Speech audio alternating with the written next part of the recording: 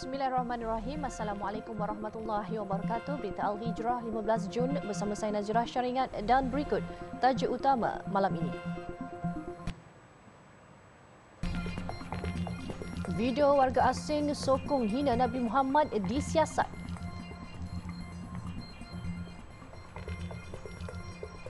Juga rumah dan pondok mengaji runtuh.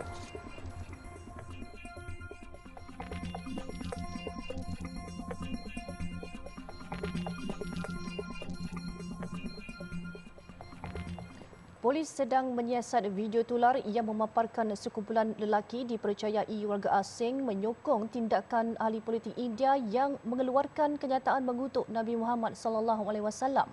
Pengarah Jabatan Siasatan Jenayah JSJ Datuk Seri Abdul Jalil Hassan berkata, siasatan dijalankan selepas pihaknya menerima laporan polis berhubung video berkenaan.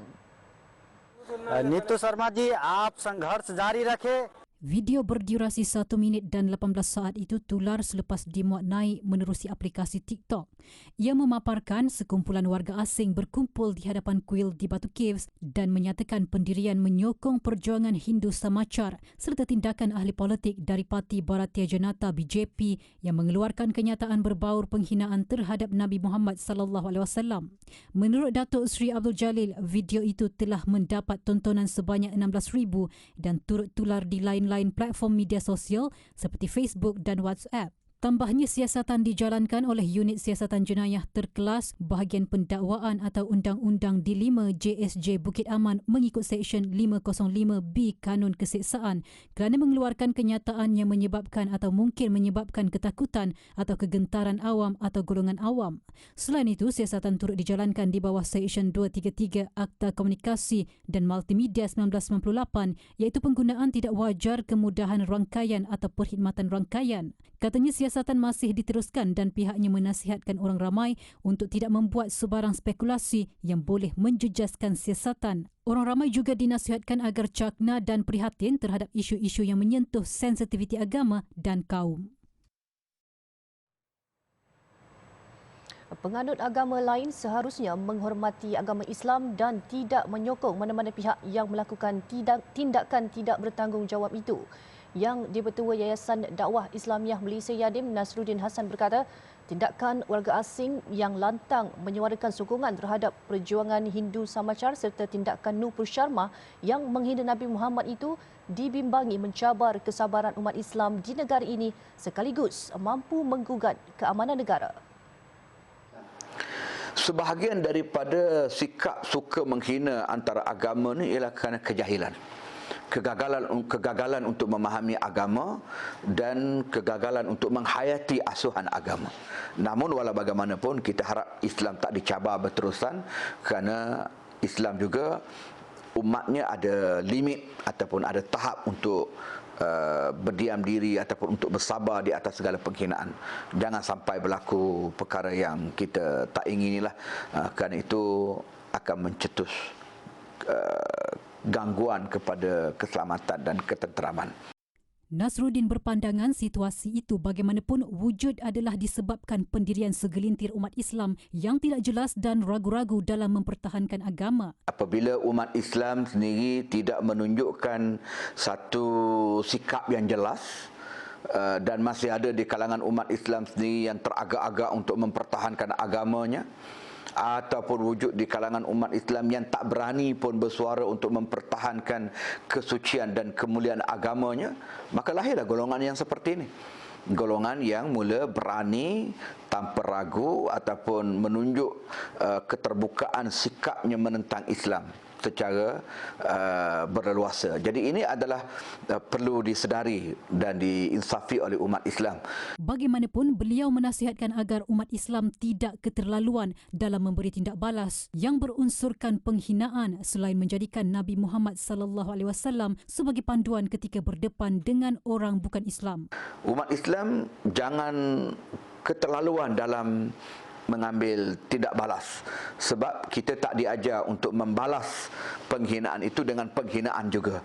Kalau kita juga balas dengan penghinaan, maka tidak ada beza kita dengan mereka. So kita nyatakan sikap membantah penghinaan itu, tetapi dengan secara tertib berpandukan kepada peruntukan undang-undang yang ada.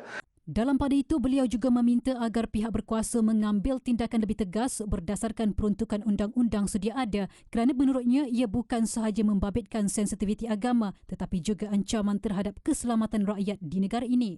Baru-baru ini, tular sebuah video memaparkan sekumpulan lelaki dipercayai warga asing berkumpul di hadapan kuil Batu Caves dan menyatakan pendirian menyokong tindakan Nupur Sharma, ahli politik dari Parti Bharatiya Janata yang mengeluarkan kenyataan berbaur penghinaan kepada Nabi Muhammad sallallahu alaihi wasallam.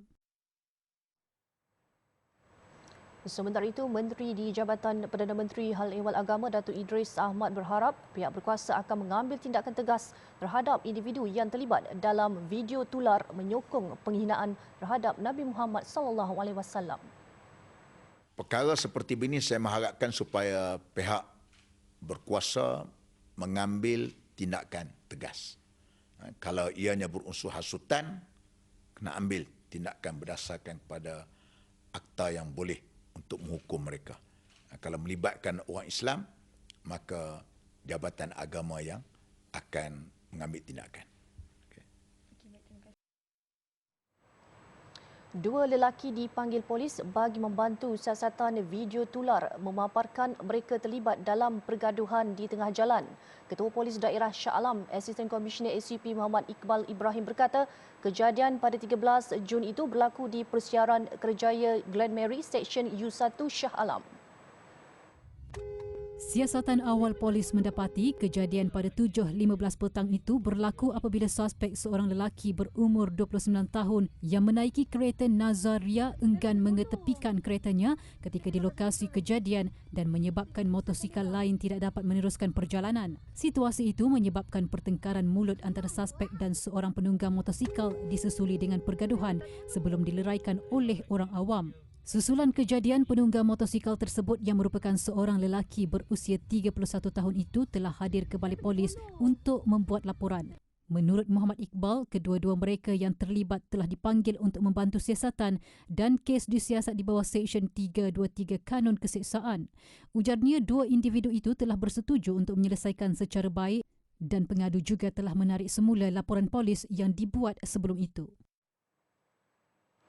Rumah pekerja dan pondok mengaji Al-Quran yang terletak di belakang sebuah rumah di kampung Kok Keli 2 Tumpat runtuh akibat hakisan tebing Sungai Selehong. Dalam kejadian kira-kira jam 3 pagi semalam, tiada mangsa yang cedera kerana pekerja yang tinggal di rumah terbabit sempat menyelamatkan diri.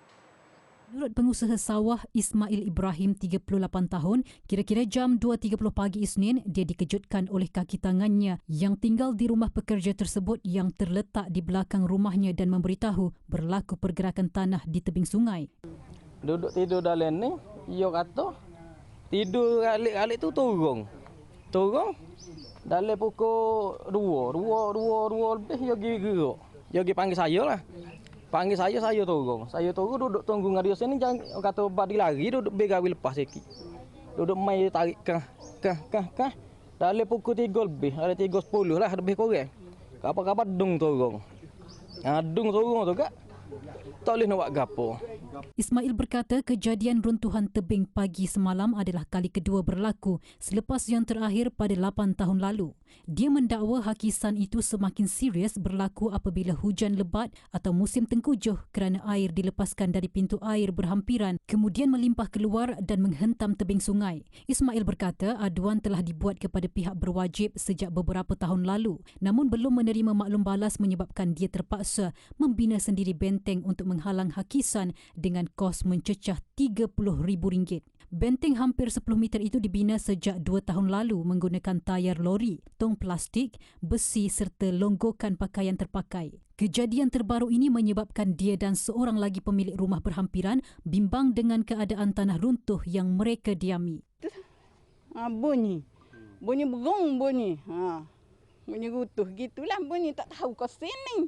Tak tahu ke sini, bangun pagi tu baru tahu sini. Mari tengok gini, so sedih lah juga, kecewa lah juga. Sebab kita dulu lama dah kita buat riput nak suruh mari tengok ni, nak suruh kerjaan ni, mari buat ni.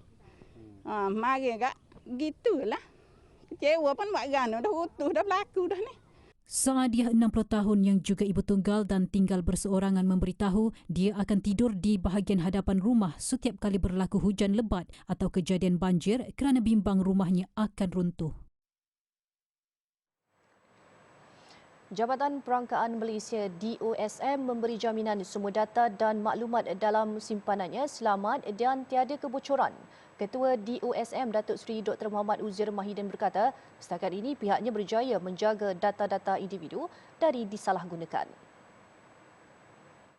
Menurut Muhammad Uzir, pihaknya mempunyai sistem yang dibangunkan dan berperanan untuk melindungi data individu dan ia tidak mudah diakses secara tidak sah oleh mana-mana pihak. Data individu perlu dipelihara dan dilindungi.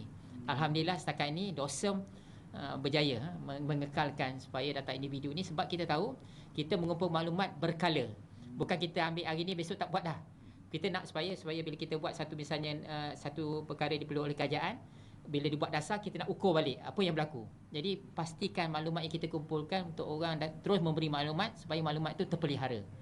Tambah Muhammad Uzir lagi, Malaysia mempunyai beberapa agensi yang bertanggungjawab memastikan perlindungan dan keselamatan data individu terutama ketika kerajaan menuju pelaksanaan digital government. Isu data peribadi menjadi keresahan dan kebimbangan orang ramai selepas laporan wujud laman web yang dikesan menjual data peribadi rakyat Malaysia. Muhammad Uzir ditemui ketika majlis ramah mesra bersama pihak media di Kuantan. Dalam pertemuan itu, beliau turut berkongsi mengenai laman kawasanku yang baru dibangunkan oleh pihaknya dalam usaha mendekatkan masyarakat dengan data negara dalam bentuk statistik. Melalui platform itu, penduduk boleh melihat informasi berkaitan profil demografi penduduk dari segenap aspek berdasarkan penemuan banci penduduk dan perumahan Malaysia 2020. Selepas ini, jemaah haji berdepan cuaca panas.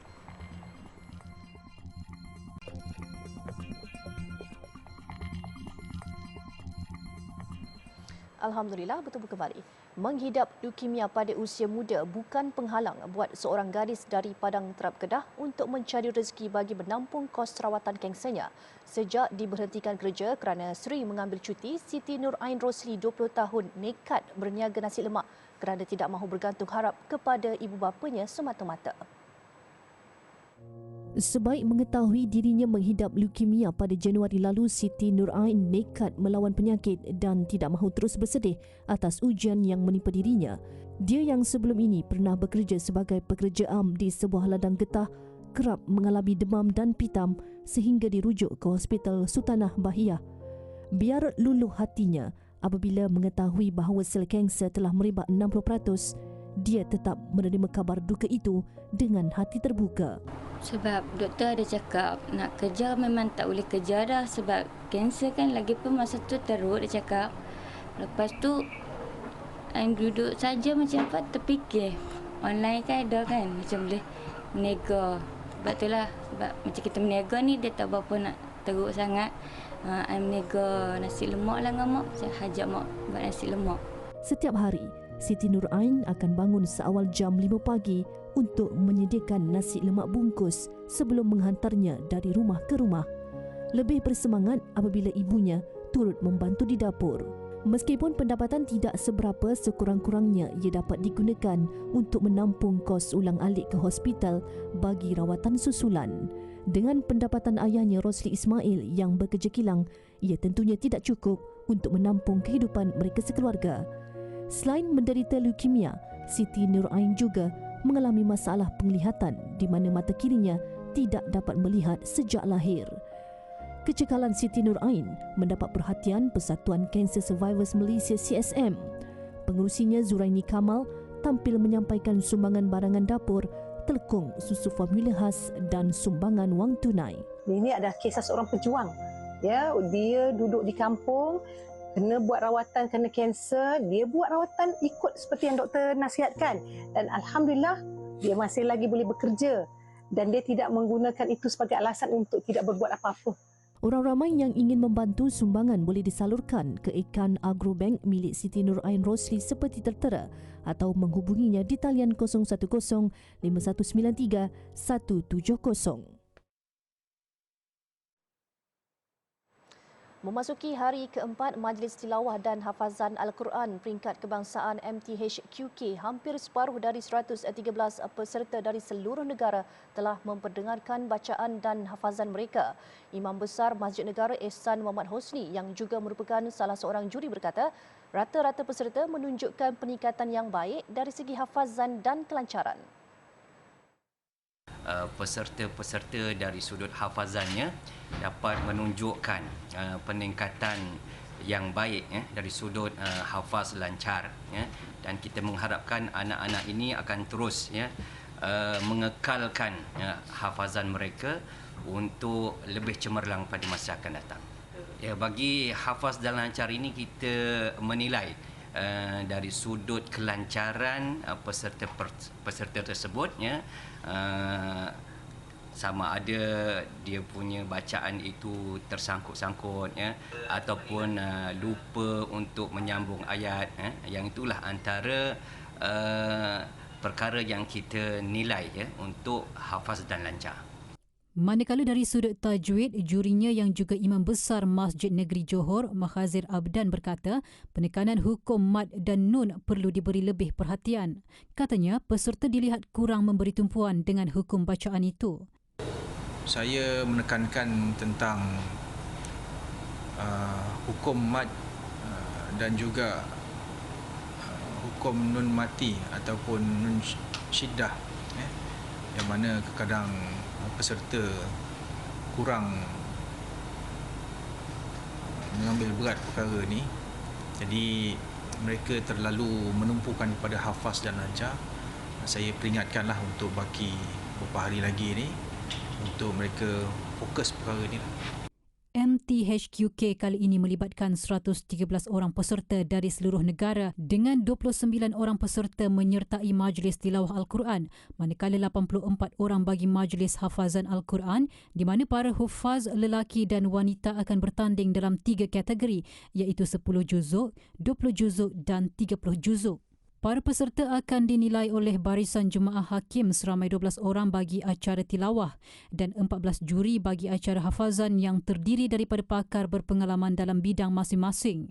Barisan juri dipengerusikan Ketua Pengarah Jabatan Kemajuan Islam Malaysia JAKIM, Datuk Hajah Hakimah Muhammad Yusof, dan antara aspek yang diambil kira ialah kelancaran atau fasahah, bacaan dan hafazan, hukum tajwid, kelunakan suara, persembahan dan taranum para peserta.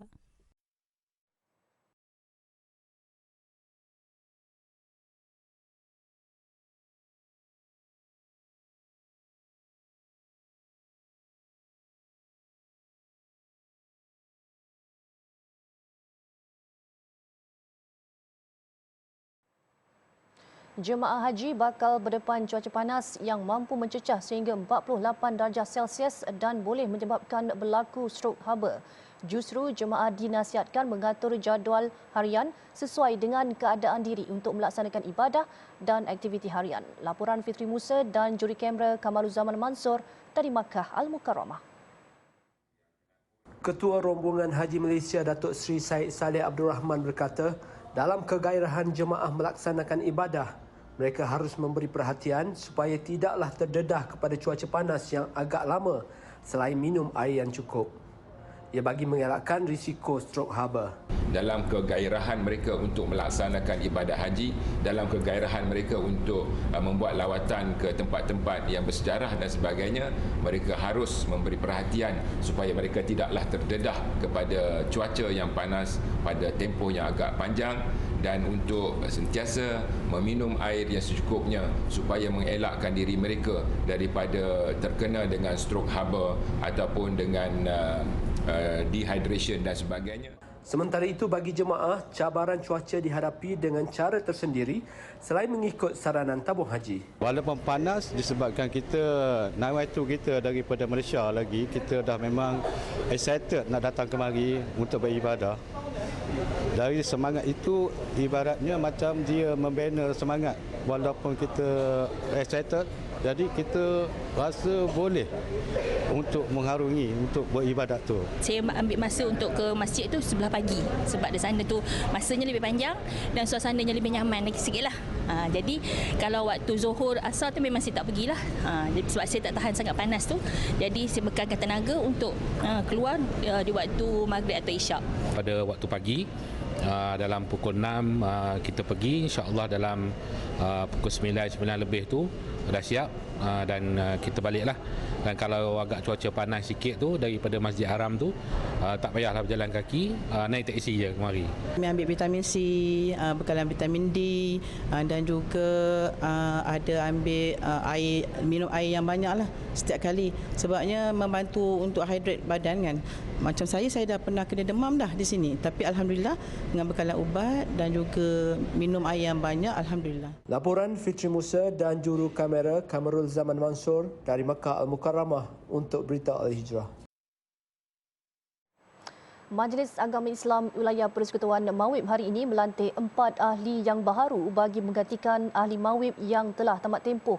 Ketua Pengarah Jabatan Kemajuan Islam JAKIM, Datuk Hakimah Muhammad Yusof merupakan salah seorang ahli baharu yang dilantik dan memegang jawatan timbalan pengerusi Mawib. 3 lagi individu yang dilantik ialah Ketua Setiausaha Kementerian Wilayah Persekutuan Datuk Seri Rosidah Jaafar, Timbalan Setiausaha Kanan Jabatan Perdana Menteri Datuk Salihuddin Alyubi Zakaria dan Ketua Bahagian Syariah dan Pengharmonian Undang-Undang Datuk Anas Ahmad Zaki. Surat pelantikan ahli baharu Mawib itu disampaikan Menteri di Jabatan Perdana Menteri Hal Ehwal Agama Datuk Idris Ahmad. Dan saya mengharapkan supaya dengan pelantikan mereka ini akan dapat memberikan buah fikiran, pandangan yang baik untuk membangunkan Mawib. Khususnya kita nak mendekati ataupun menangani permasalahan-permasalahan masyarakat umat Islam terutamanya di bandar dalam kita fokusnya kepada asnaf, kepada pembangunan ekonomi, pembangunan pendidikan, pembangunan dakwah, pembangunan sosial. Itulah yang dimainkan oleh Mawib.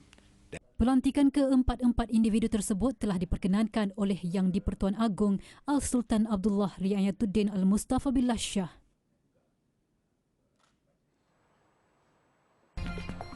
Malaysia tamatkan penantian 4 dekad. Laporan luar negara, detik cemas yang dilalui seorang kanak-kanak berusia 10 tahun berakhir apabila dia berjaya dikeluarkan dari perigi sempit selepas 4 hari terperangkap.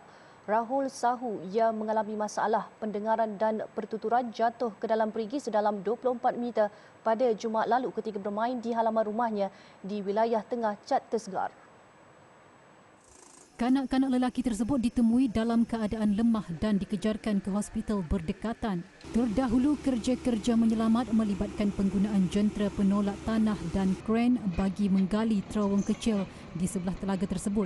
Sebuah kamera juga diturunkan bagi memantau keadaan dan pergerakan kanak-kanak malang itu. Menurut jurucakap kerajaan, sebuah paip oksigen disalurkan kepada Sahu ketika usaha menggali terowong bagi memudahkan pengudaraan. Operasi menyelamat berdepan pelbagai cabaran, antaranya cuaca buruk dan ancaman haiwan berbisa. Perigi buta dan tidak bertutup sering ditemui di perkampungan petani di India yang mengundang bahaya kepada kanak-kanak.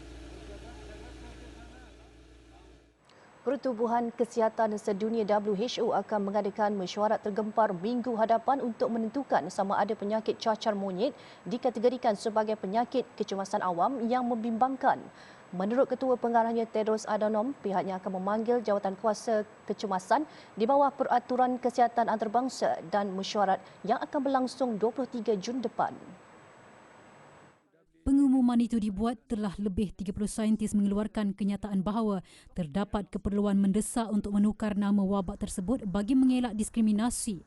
Menurut saintis, rujukan berterusan kepada tata nama virus sebagai Afrika adalah tidak tepat dan berbaur diskriminasi. Dalam pada itu, WHO mengesyorkan amalan kesihatan awam seperti pengawasan, pengesanan kontak rapat dan pengasingan pesakit yang dijangkiti. Bagaimanapun, Tedros berkata pihaknya tidak mengesyorkan vaksinasi besar-besaran susulan Kesatuan Eropah memaklumkan telah membeli hampir 110,000 dos vaksin. Jelasnya vaksin tersebut dijangka memberi sedikit perlindungan, namun bekalannya agak terhad. Setakat ini sebanyak 1,600 kes cacar monyet yang disahkan dan 1,500 kes yang disyaki telah dilaporkan kepada WHO melibatkan 39 negara. Seterusnya, rangkuman berita antarabangsa pilihan. Sambutan ulang tahun kelahiran di sebuah kafe bawah tanah di Tehran berakhir tragedi apabila 8 maut dalam kebakaran. Ia dikatakan berpunca daripada sebiji belon helium yang meletup sehingga mencetuskan insiden terbabit. 4 daripada mangsa yang maut itu terdiri daripada kanak-kanak. Sementara itu di Jepun, pelancong asing yang tiba di negara itu berisiko dihantar pulang sekiranya gagal mematuhi peraturan asas seperti memakai pelitup muka, sanitasi tangan dan membeli insurans kesihatan persendirian. Negara matahari terbit itu menggariskan peraturan yang tegas menjelang pembukaan sempadan negara secara berperingkat. Sempena memperingati tragedi di Grenfell Tower 5 tahun lalu yang mengorbankan 72 orang, individu yang terselamat dari kebakaran tragis itu mengambil inisiatif menjahit kain rentang gergasi sebagai tanda peringatan kepada mangsa tragedi. Sekumpulan sukarelawan itu setakat ini berjaya menjahit kain rentang berukuran 72 kaki persegi dan mereka bercadang untuk menyelimuti keseluruhan menara terbabit yang berketinggian 220 kaki. Laporan sukan, Malaysia menamatkan penantian 4 dekad untuk melayakkan diri secara merit ke Piala Asia 2023. Kejayaan itu hadir selepas skuad Harimau Malaya berjaya menewaskan Bangladesh 4-1 pada aksi terakhir kumpulan E kelayakan Piala Asia 2023 di Stadium Nasional Bukit Jalil malam semalam. Kesemua gol pasukan negara masing-masing dijaringkan Muhammad Safawi Rashid, Dion Kools, Muhammad Syafiq Ahmad dan Darren Lock, manakala gol tunggal Bangladesh dijaringkan Muhammad Ibrahim. Pemain negara semalam tampak bersemangat untuk membawa negara ke Piala Asia, lebih-lebih lagi dengan kehadiran 52,964 penonton di stadium. Turut hadir menyaksikan kejayaan membanggakan itu Perdana Menteri Datuk Seri Ismail Sabri Yaakob. Beliau turut menyifatkan persembahan skuad bimbingan Kim Pan-gon semalam sangat baik dan membanggakan. Kali terakhir Malaysia membuat penampilan di Piala Asia adalah pada 2007 ketika menjadi tuan rumah. Namun sudah 42 tahun negara gagal layak secara merit sejak edisi 1980 di Kuwait. Sementara itu, Perdana Menteri Datuk Seri Ismail Sabri hari ini memaklumkan kerajaan mempertimbangkan untuk memberi imbuhan kepada skuad Harimau Malaya atas kejayaan layak ke Piala Asia 2023. InsyaAllah saya akan bincang dengan Yang Berhormat Menteri Belia dan Sukan, begitu juga dengan pihak FAM sendiri. InsyaAllah kita akan bincang perkara ini. Beliau berkata demikian ketika ditemui selepas persidangan Parlimen Belia Malaysia di Hotel Tenera di Bangi petang tadi. Dengan itu, sekian berita Al-Hijrah. Ikuti kami di Facebook, Instagram, Twitter, YouTube dan TikTok serta layari alhijrahnews.com untuk pelbagai berita pilihan dan eksklusif. Saya Nazira Syaringat. Assalamualaikum dan selamat malam.